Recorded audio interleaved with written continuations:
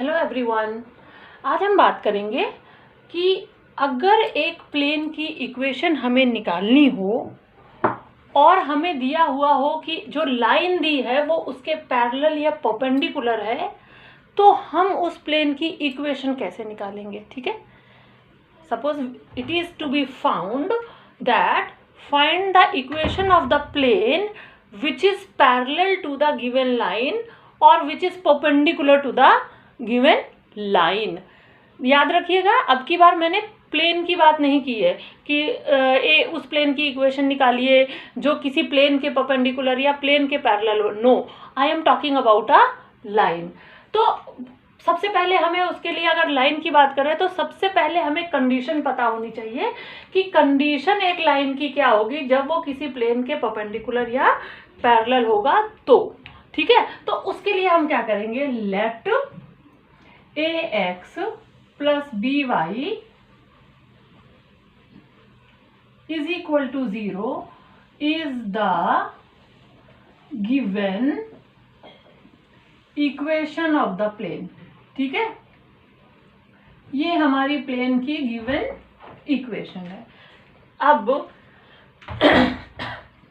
Suppose ये जो हमारा बोर्ड है वो एक प्लेन है, ठीक है, और ये इस प्लेन के हमारे को जो लाइन दी है वो इस प्लेन के पैरेलल दी है। सपोज ये लाइन दी है, ये लाइन इस प्लेन के पैरेलल है।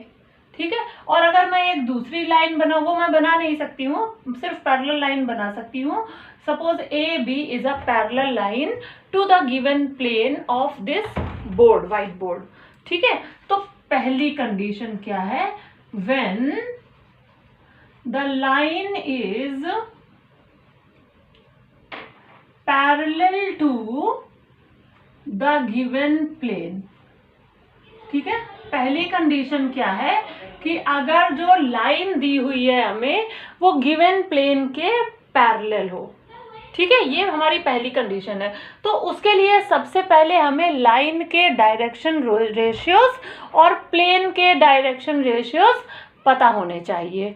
ठीक है, तो चलिए देखते हैं। हमें इसमें अज्यूम कर लेंगे, let the direction ratios of line are l m and N.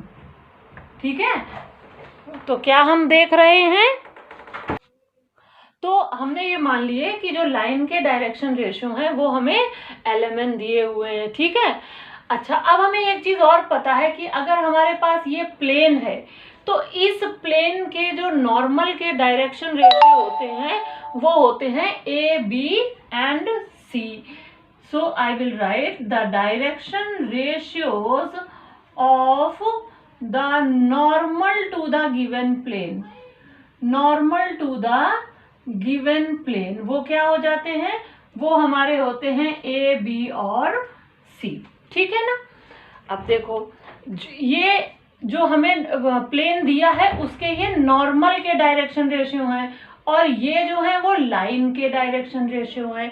ये डायरेक्शन रेशियो है इस लाइन के और ये डायरेक्शन रेशियो है इस प्लेन के जो नॉर्मल है, यानी इस मार्कर की डायरेक्शन में, इधर की तरफ। ठीक है ना, ये जो लाइन हमें दी हुई है वो इस प्लेन के पैरेलल है, उसके डायरेक्शन रेशियो है एलएमएन, और जो प्लेन दिया हुआ है उसका जो नॉर्मल है यानी ये मार्कर की डायरेक्शन में, उसके डायरेक्शन रेशियो है एबीसी। अब आप खुद ही देख के बताइए कि ये जो लाइन मैंने बनाई है और ये मार्कर जो है वो एक दूसरे के साथ कौन सी कंडीशन में है, ये पैरेलल है या परपेंडिकुलर है।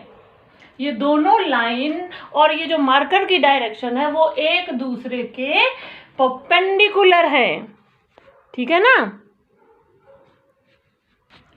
तो अब आपने देखा कि ये जो मैंने लाइन बनाई है ये इसके परपेंडिकुलर है, hence a l plus b m plus c n will be equal to 0। ठीक है, ये तो हो गया परपेंडिकुलर पे। ठीक है, ओके। अब आती है case 2।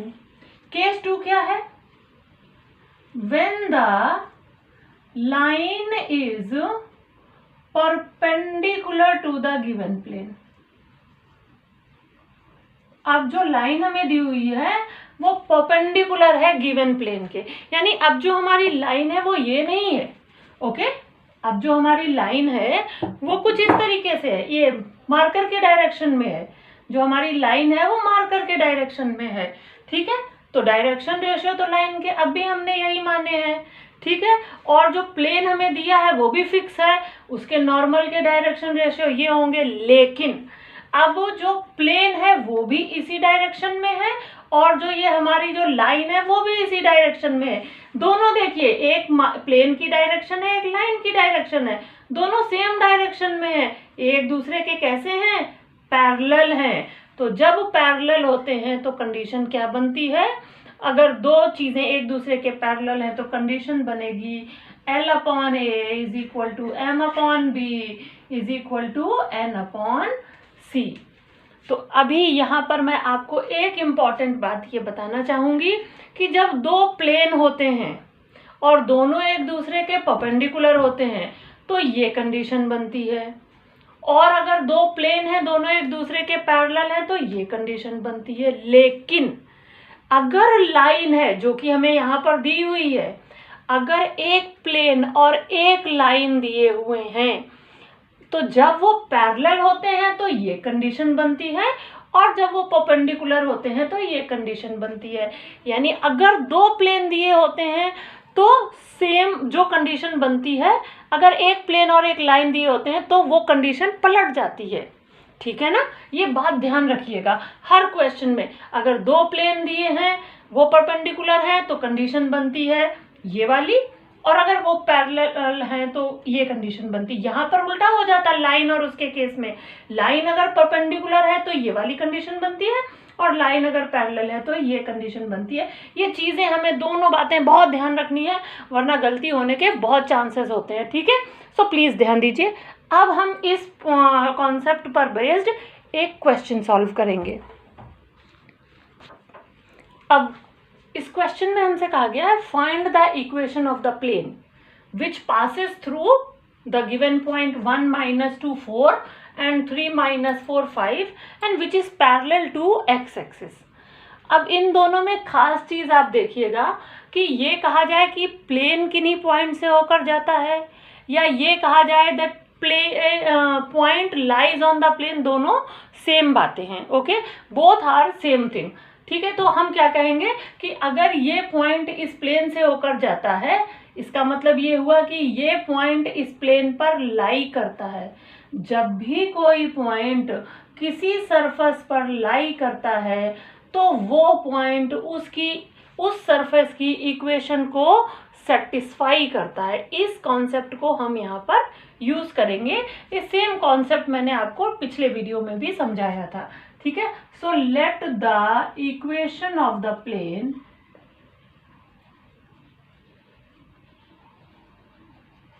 is ax plus by plus cz plus d is equal to 0. This is the equation of the plane which I have assumed. Let us say this is equation number 1. ठीक, अब हमसे क्या कहा गया है, ये हो गया step 1 और ये हो गया step 2.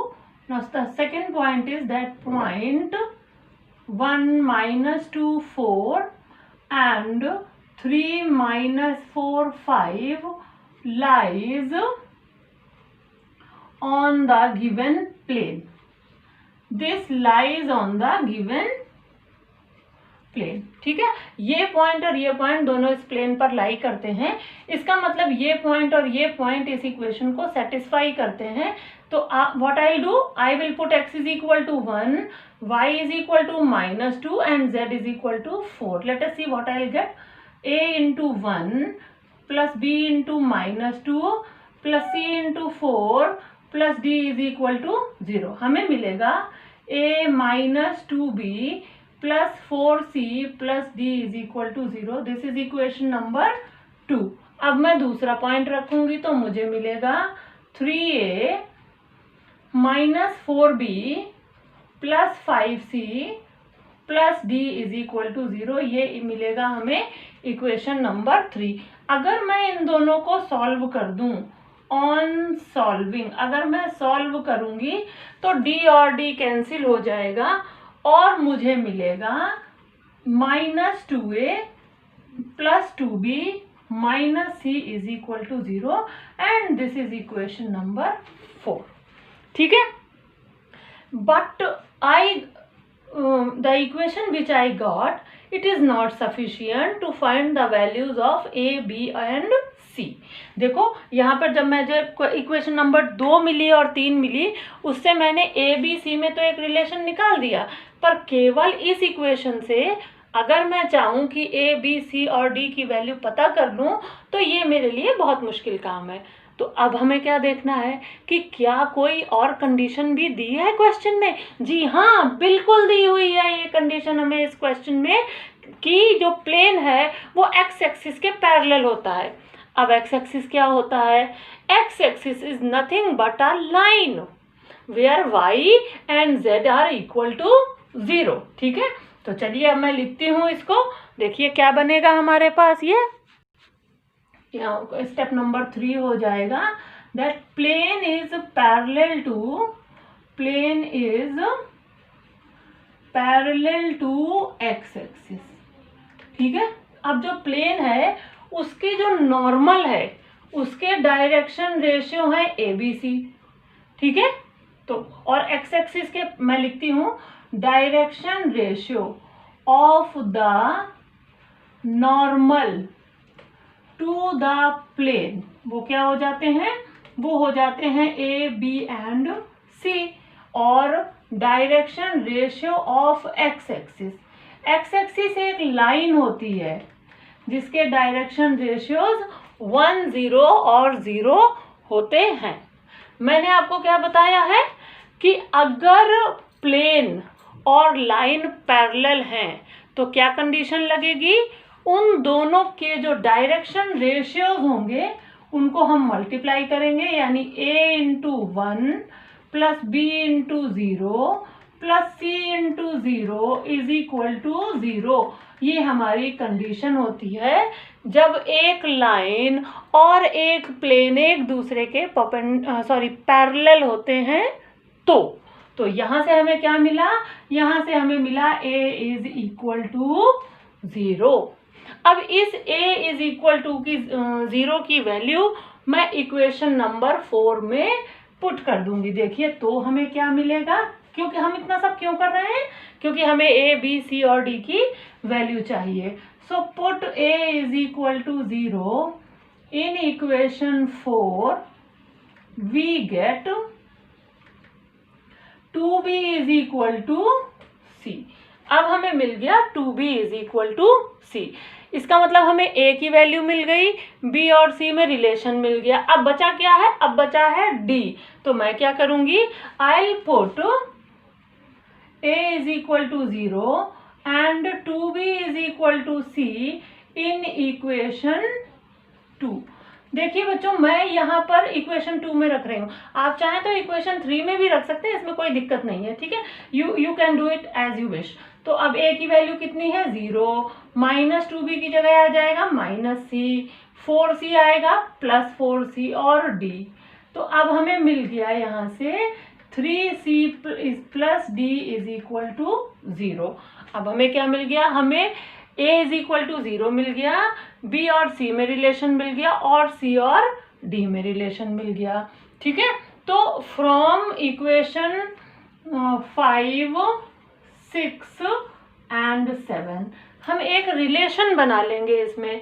कैसे? चलिए देखते हैं कैसे बना लेंगे हम इस रिलेशन को। From equation 5, 6 and 7 we get, हमें क्या मिलेगा? c/2 = b/1 और हमें मिल जाएगा -d/6। अगर हम इक्वेट करेंगे तो हमें ये मिल जाएगा। a तो हमारे पास है ही 0। ठीक है, हम इसे मान सकते हैं दैट लेट दिस = k।